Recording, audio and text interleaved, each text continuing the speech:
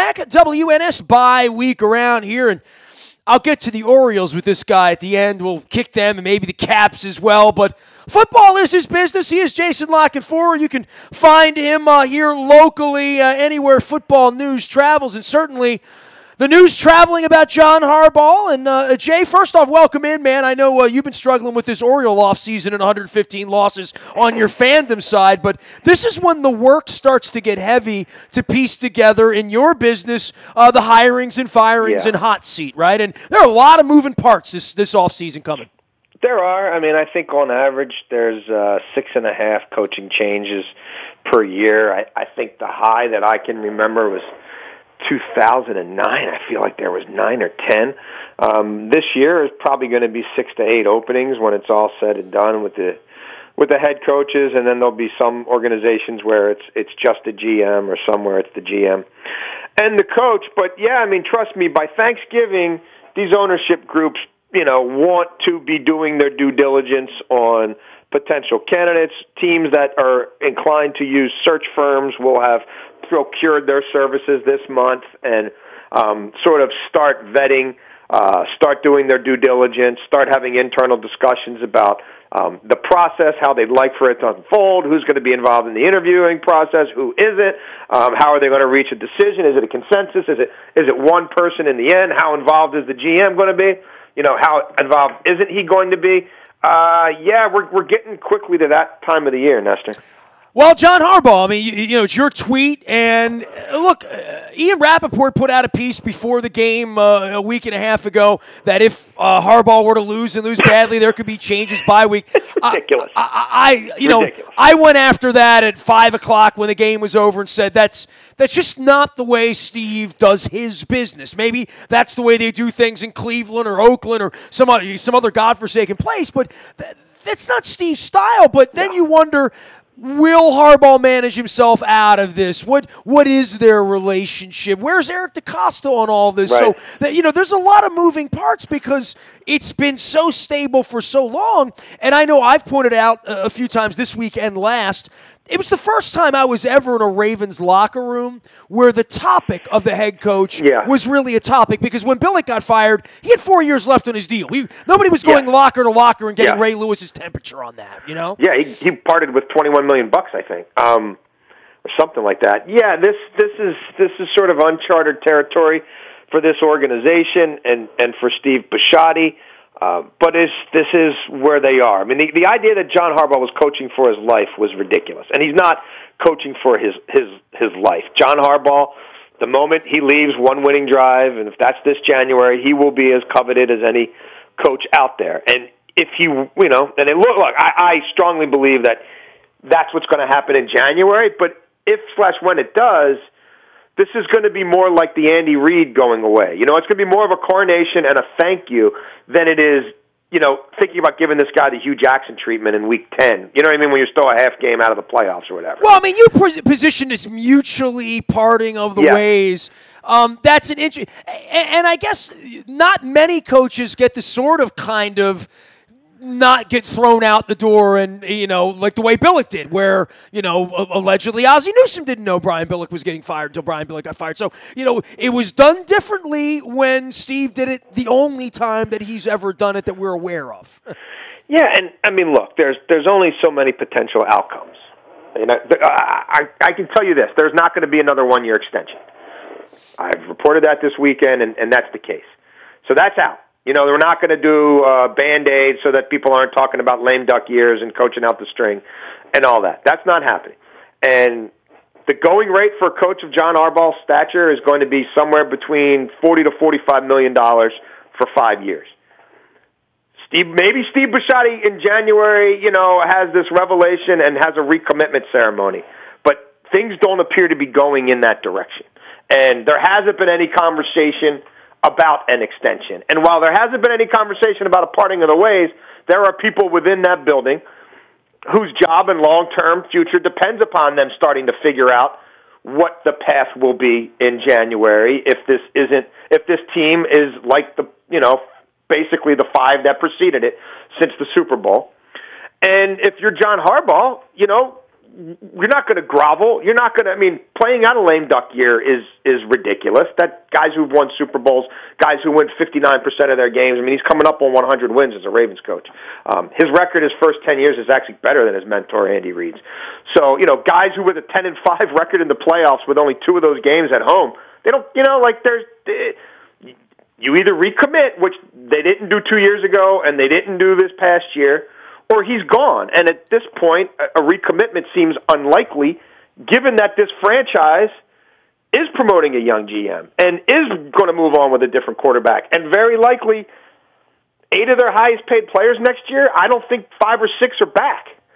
So, this would be the natural time for Steve Bisciotti to do what he's resisted to do to this point, which is press the reboot button. But it's going to be real hard to kick the can down the road another year. You know what I mean? It's going to be real hard to have one of those press conferences where you hem and you haw and you lick your thumb and you hold it up in the air and you say, man, I really thought about doing X, Y, and Z. And I know where people could say we need to make drastic change, but I'm just going to roll it back out there. We're going to roll the balls back out there and we're going to try to, draft a few more players and we'll get over the top that way. That's what they've been doing for 6 years. I don't think it's, feasible to do it for 7. Here's Jason LaCanfora. You can find him out at Jason LaCanfora on Twitter as well. And look, we talk about Eric DeCosta being at the top of this. If he's really going to run it with the kind of authority that, let's say, Ozzie has run this place over the course of the last quarter of a century, it would be fair to him to say, here's a sheet of paper for the next 3 to 5 years. You figure it out whether Lamar Jackson's that guy or not. But we certainly know that Terrell Suggs and Marshall Yanda and Eric Weddle and apparently Joe Flacco are not part of that either. This all starts with the quarterback, and a lot of it starts this week. And now Flacco's got the hip thing going on. There's some dark clouds moving in here right now, and I don't know that they're lavender. Well, I mean, look, change is inevitable. This team generally runs in 3 to 6 year cycles, right? Most contracts, even 6-year deals, as we know from Joe Flacco, are really 3-year deals that are then renegotiated, reconstituted, traded, or dropped, right? Coaching contracts, 5 years, blah, blah, blah. Not everybody, after 30. You know what I mean? If you're not doing it, ask Adam Gase if he feels like he's got a 5-year deal right now or a 3-year deal. You know what I mean? That's the nature of this league. They've now gone through 2 of those cycles with 1 good season to show for it. And I would say maybe the worst roster in their division and one of the least star-studded, most devoid of playmaking rosters in the NFL. So that's, to me, where they are. You tell me the quick twitch guys on this team. You tell me the explosive players. I'll listen. You tell me who besides Marlon Humphrey and maybe your kicker and the average GM would offer you a 1 for any of your 53 players. Besides, Well, that's a fascinating thing because we've talked a lot about that, Jason. I kick that around with Luke all the time, and I sit in the press box, and every week, I come down in the fourth quarter, we're watching the game, and I'm like, the kicker is still their best player. And he missed an extra point that cost him a game a couple weeks ago. He's still their best player. That's not a good place to be in Week 10 for another year. And that's why if you're John Harbaugh, he doesn't want to talk or think about any of this now, and he's not, but the reality still is at some point he will have to put his long-term hat on and be like, where, you know what I mean? Where are we and where are we going and what have the last 5 drafts been? And is Ronnie Stanley who he was drafted to be? And is C.J. Mosley who he was drafted to be? And let's not even get started about Elam and Kafusi and, Correa and, keep Darius going, Stewart yes. or whoever else, and then well, wait a minute, when we have players, what are we doing to keep them? Why didn't we go to Kyle Juszczyk a year before we did? Why didn't we go to Pernell McPhee a year before we did? Why didn't we go to Arthur Jones a year before we did? How does my roster stack up to, well, let's just say the teams you'd have to beat in January, right? I was just going through rosters of who they have to play this year. So we agree, maybe Marlon and Tucker, guys who most teams might think about trading a 1 for, right? Well, Cincinnati, I think you got Atkins, you got Joe Mixon, you've got Andy. That's a very tradable contract for Andy Dalton. You've got A.J. Green, maybe Dre Kirkpatrick. Kansas City, let's not even pretend, right? There's 6 guys off the top of my head. And that's Justin Houston. We don't know what he is, but he looked pretty good last week. And Eric Reed hasn't played a snap. If Eric Reed's healthy, you could be talking 8. Well, all you'd have to say is Pro Bowlers for whatever that means and whatever gray jersey and green day glow they're going to run around and play on Team Irvin or whatever. But how many top of school players do they have? And the Yondas and the Suggs and the Weddles are graduating from that. Yeah. Still credible players, but underneath of that, they're descending players. So let's talk about ascending players. Who would you extend on this entire 53-man roster right now? I'm not extending Ronnie Stanley. I got quibbles about Ronnie Stanley, what he's going to make on the 5th-year option. I'm not extending CJ. I'm done with CJ Mosley. Like, I'm not paying him $10 million to stuff the run when I'm paying Brandon Williams $9 million to do that in front of him. Who are you extending?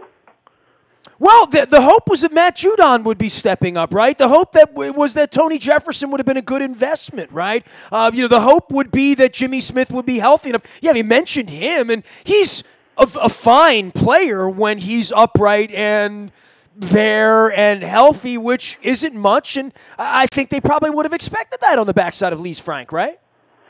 Yeah, and I mean, he's another guy. They've paid him enough for past performance. They're no longer going to pay him for projected future production because those lines don't cross anymore. They're going in opposite directions.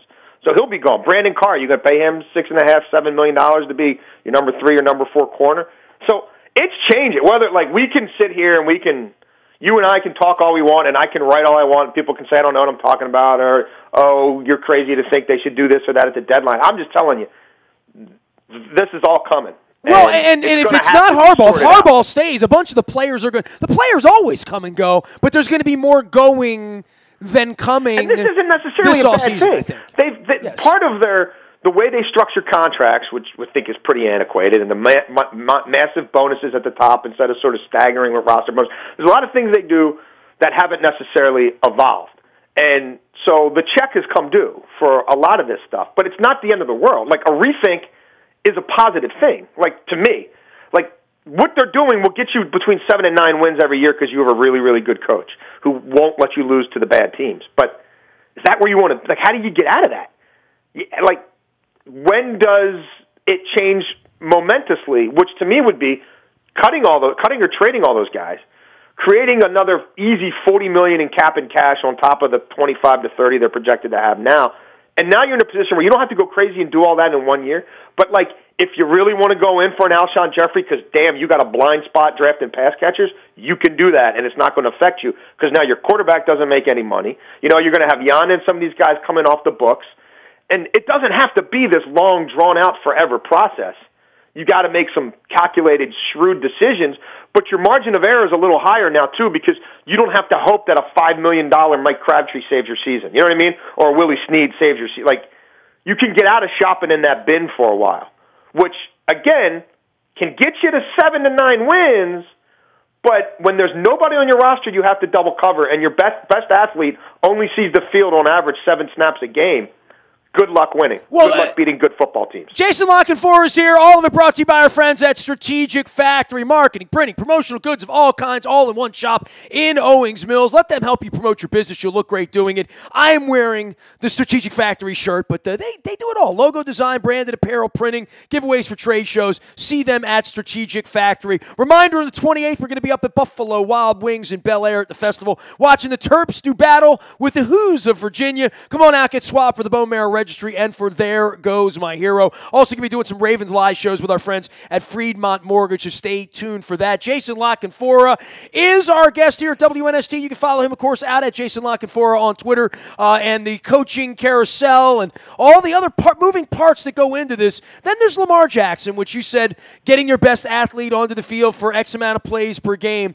Where are you on the Lamar Jackson experiment through all of this? Because to me right now, if he's got to go play football next year for Coach Young Coordinator X that DeCosta loves and the 2 new hotshot coordinators they bring in next year, and Harbaugh's coaching the Miami Dolphins, as I believe he'll be. I think he's 3-1 for that next year. And so all of these changes come in. If Lamar Jackson's your quarterback, dude, what changes about this from the other players and wide receivers and running backs and the offensive line that says they're not going to win 4 or 5 games next year? I would argue right now that if he is not their offensive MVP, then Lamar Jackson is at the very least their most impactful offensive player through this season right now. Their inability to run the ball without him, while already crippling, would have completely railroaded their season. The only time they win in the run game, like literally almost the only time they went back and watched every snap, went through every game book, charted all the numbers. The only chance they have is running RPOs with Lamar Jackson. Like, Joe Flacco's not getting better, especially not with a hip. Mike Crabtree's not getting younger. Willie Snead's not getting faster. This is who they are. Their only way out is to keep that defense where we just established. Suggs, Weddle, right? The core is either old or off the field because teams spread them out all the time. So how much is Brandon Williams going to affect the game? You're in nickel as your base because everybody knows how they're going to attack you. They've been attacking you on the edge for years because you don't have perimeter athletes. So that's not changing. Their only chance to keep that defense is on the field 35 minutes a game during this 3-game losing streak. Like, you can throw to your running backs and tight ends on them all day, and they can't stop it. And they've got Mixon and Hunt and Alston Eckler and Gordon coming up. So you better run the football. Well, literally, the only time you are not far and away the worst rushing team in the NFL is when Lamar Jackson's on the field. And he's only on the field as a quarterback 10% of the time. So just think about this, okay? He's played 63 snaps as a quarterback. 27 of them came in that blowout against Buffalo. Sure. So of the snaps when he's on the field, so he's got 51 run plays of those 63 quarterback snaps and 12 passes. He's got a 109 quarterback rating for what it's worth. I'm not putting anything in that, but that is what it is. So 51 rushing plays with Lamar on the field. 26 of those go for 4 or more yards. Okay, that's 51%. That would rank third in the NFL. When Lamar isn't on the field, 40.5% of their rushing plays go for 4 or more yards. That's 29th in the NFL. The league average is 45. Okay, with Lamar Jackson on the field, they run for 4.55 yards per carry. That would put them just outside the top 10. When Lamar Jackson isn't on the field, they run for 2.77 yards per carry. That's almost 3/4 of a yard per carry worse than the Arizona Cardinals, who are last in the NFL at yards per carry. Okay? So, and even with all this, it's not a sustainable offense with Joe Flacco there because he's the 27th ranked quarterback in the NFL. He's 20th in touchdown passes. He's got the 8th worst interception percentage. He's got the 31st yards per attempt in the NFL. They're 20th in 25-yard plays, and he's 28th in completion percentage. But I'm supposed to think that it's the 5 snaps a game that Lamar plays that's holding back the offense and not the 55 snaps a game that he doesn't play where they might actually be viable. And here's the thing. They're succeeding on over 50% of their running plays with Lamar, right? 81% of the time he's on the field, they're running the ball. No one thinks they're throwing. And they got a wide receiver who's really a quarterback who's not blocking. So they're winning 51% of the time, 10 versus 11, and the other team knows they're running. God, what do you think might happen if they stuck with it for 5 or 7 or 12 straight plays and the team actually had to play real football against them? But what if he could throw the ball? We don't know that. We don't know that. He threw it in college. He won a Heisman Trophy. I mean, I know this. Joe Flacco on the road since the Super Bowl has 9 more interceptions than anybody in the NFL. His QB rating is 76. It's worse than Blake Bortles. It's worse than Chad Henne. It's 41st in the NFL. He's not getting better with a bad hip and not much around him. This offensive line is not getting better all banged up, and they can't drive block. The only chance they have to win on offense is running RPOs. That's why I would say, tell me who's more valuable than Lamar.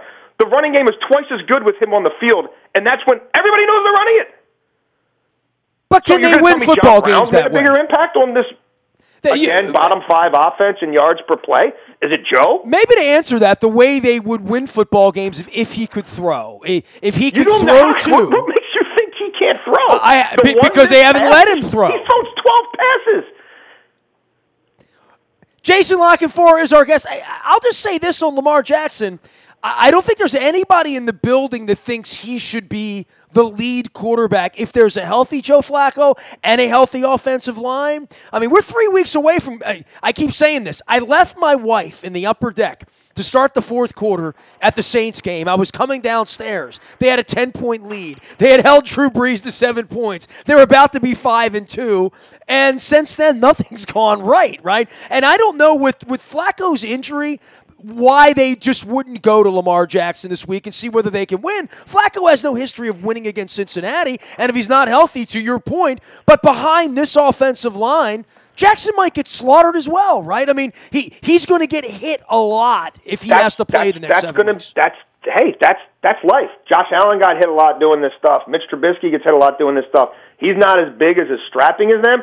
But if you're going to try to tell me that Josh Allen throws a better football than Lamar Jackson, I'll argue that with you all day long. I stood and watched them both in training camp. I got hit by a Josh Allen fade route that wasn't within the same zip code of where he was throwing it. Like, I'm not buying that. I'm just not. Like, Mitch Trubisky started 11 games in the frickin' ACC before he started playing last year. I can remember that really flawed Bears team coming here and winning with that kid playing rugby. Like, I'm just saying, and then it evolves from there. But at some point, you've got to admit that this offense, in quotation marks, for the last 6 years is not getting it done. And you can't buy your way out of it unless you've got the team. And if you've got the team, you've got to be building around this kid. To me, it's the most obvious thing in the world. And we know they're not going to be great passing the ball. Regardless, they can't establish a run at all unless this kid's on the field. He is Jason LaCanfora. He is a concerned citizen, father, husband, reporter, and you can find him out on Twitter as well. All right, dude, which brings us to the Orioles. I mean, I'll go back to the NFL. We can run around and talk about the Rams and the Chiefs and everything and the Steelers and Marvin's issues, and I'll get back to that. But while I have you here, what saith you? I mean, I'm almost finally, after 27 years, I'm almost out of words on this, right? Like, disgrace. It's kind of like this presidency. Doesn't even begin to describe how I feel about where the Orioles are right now. I would have loved to have them get the kid Gaston, but other than that, I don't have a problem with it. I mean, get the right person. I don't care when you have the press conference. I don't care who was at the GM meetings. The Rule 5 draft, I think, is December 13th.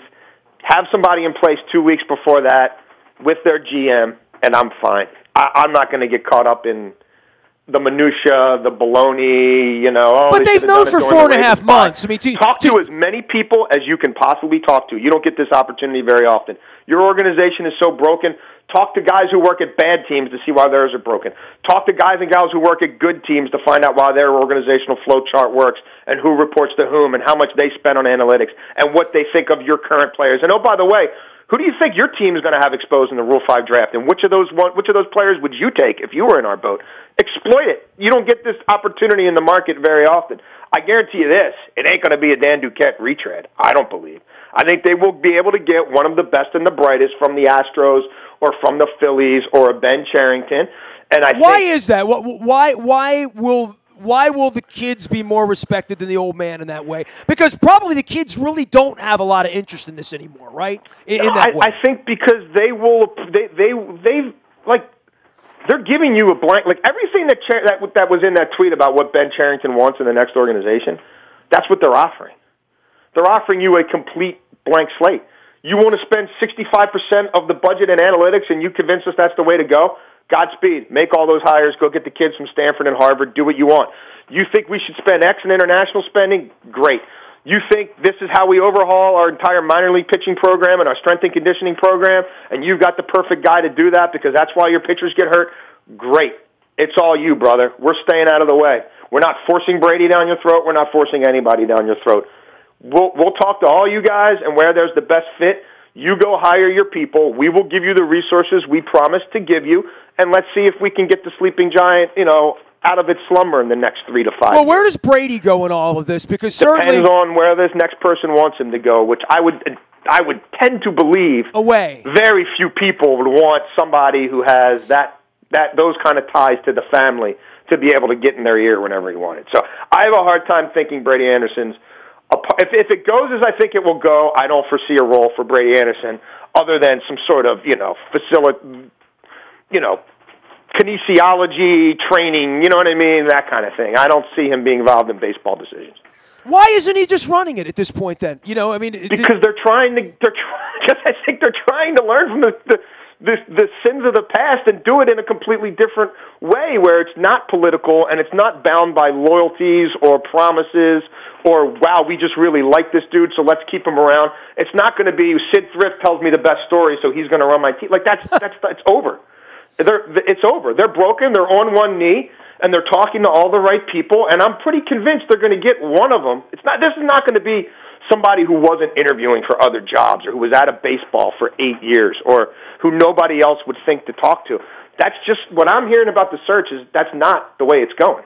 Well, you're going to have to get somebody to buy in. And, I'm all in on somebody being bought in. I've still yet to meet John Vitelin, even though they had they patted themselves on the back in June. It's Thanksgiving, you know what I mean? Like, running their business this offseason for the fans, for the sponsors, for the community. It's a chore. It's a tough job. FanFest is not going to be pretty, but nothing in 2018 with the Orioles was going to be. And, maybe not in 2019, but they get a decent, I'm going to say decent, I think they have a shot to get a very highly thought of, well-established person to oversee this whole thing, who I think if they make a couple of decent hires and you get the, Bobby Witt's kid in here next year, and you do hit home runs in international scouting next year because you have to start putting that legwork in 6-9 months beforehand, not 6 weeks, then I think, things they can't get worse. And I think the days of deciding, you know what I mean? Well, that's the one way to look at it. I believe there'll be a flow chart. I don't think you're going to have to read tea leaves to see who's stabbing who in the back. Why is Buck's not playing this guy because Dan loves him, and Dan won't call this guy up from Norfolk because he knows Buck loves him. And I just think all that crap that really, in my estimation, had a lot to do with how quickly this thing crumbled, I think that's all gone. There's no more sacred cows. There's no more people who have been entrusted above and beyond the weight that they can actually punch because they're friends with him or friends with her or whatever. I think it's a blank slate. And have you heard anybody? They've interviewed a ton of people now, right? And everybody talks in this industry. Past job interviews with the Baltimore Orioles, you had people trashing them left and right? Because people didn't really want the job, and I'm overqualified for it. And the ones who wasted their time listening came out ripping them. Have you seen all the baseball journalists out there? Have you seen a single anonymous source saying, what a clown show, what a gong show, I wouldn't work for them if my life depended on it? In fact, it's been the opposite. All these people have kept their mouths shut, right, because they were told, hey, we really want to try to end the leaks, end some of the stuff that's going on in this building. We really want to try to do things the right way. So if you wouldn't mind keeping this information proprietary between us, that would be appreciated. Seems like everybody's complied. We're complaining that we haven't heard more leaks. To me, as someone invested in this who pays money at all these minor league ballparks and pays money at the stadium and whose kids, are into it, that's what I want. I'm like, okay, that's different. That's not how it was with Duquette. That's not how it was when they had multiple general managers or Frank Wren or whoever. Like, this actually seems like maybe it's taken longer than people would like, but nobody seems to be saying it's a circus. They got to get the right person to say, yeah, speaking of circuses, the Bengals are coming to town. I want to give you a chance to kick them around a little bit. But, hey, loser of this game, the season's over, right? This week kind of sort of from a wild card perspective or thinking about that last wild card? Well, I mean, probably because Indianapolis and Tennessee, somebody has to win that game. And then, you're talking about two teams who you start running out of AFC wins, right? You start running out of tiebreakers when you lose this game, especially if it's the Ravens. I mean, if they're looking at 1-4, they'd be 1-4 in the division. It's over if they lose this game. Well, I mean, Marvin fired his defensive coordinator. They're on a pace to be historically bad, like worse than the history of the NFL. It's a pretty tumultuous time in Cincinnati, isn't it? Oh, yeah. I mean, and when does the Marvin I mean, they're not that. I mean, a lot of these teams are kind of in the same boat. I mean, I look at Jacksonville and what's going to come off their books. I look at Cincinnati. I mean, if Marvin's gone and they hire some young coordinator who might want to draft somebody other than Andy Dalton, you could trade Andy Dalton, get a bunch of high draft picks, and kickstart your reboot pretty easily that way. So, will Mike Brown ever be that forward thinking, and would he ever hire somebody from outside the organization, and will he ever get rid of Marvin even if this thing collapses again? I don't know the answer to that, because it's kind of like the Haslams and kind of like Al Davis and kind of like Jerry Jones. They're just kind of their own planets and they do what they want, and reason and norms don't often apply.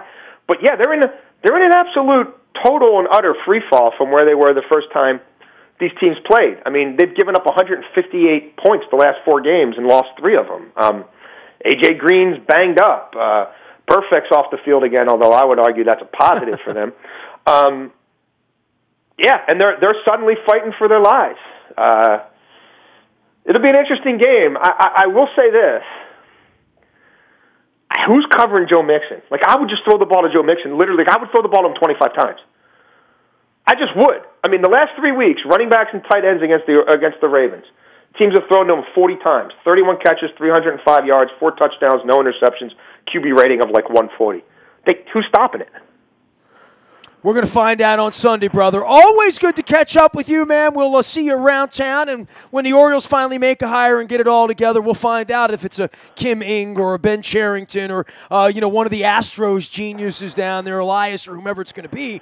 But someone has to say yes, and I'm patiently waiting, just like you are, my friend. Yeah, I bet we hear sooner rather than later. All right, there he goes, Jason LaCanfora. You can find him out online on Twitter at Jason LaCanfora, covering all things National Football League. And, of course, it was his tweet over the weekend about the future of John Harbaugh. And now all the money starts coming in. Will it be the Dolphins? Would it be here? Would it be the Packers? Boy, there are going to be some coaches moving around. We'll be talking about it the next few weeks, but all eyes on the Ravens this week, who can kickstart the season again with a victory, and Oakland coming in next week. You can find me out on the buyatoyota.com. Audio Vault 24 hours a day from anywhere in the world on your mobile device by downloading the TuneIn radio app. We do come in crystal clear from anywhere in the world. I am Nestor. We are WNST.net, AM 1570 and WNST Towson, Baltimore. We never stop talking Baltimore sports.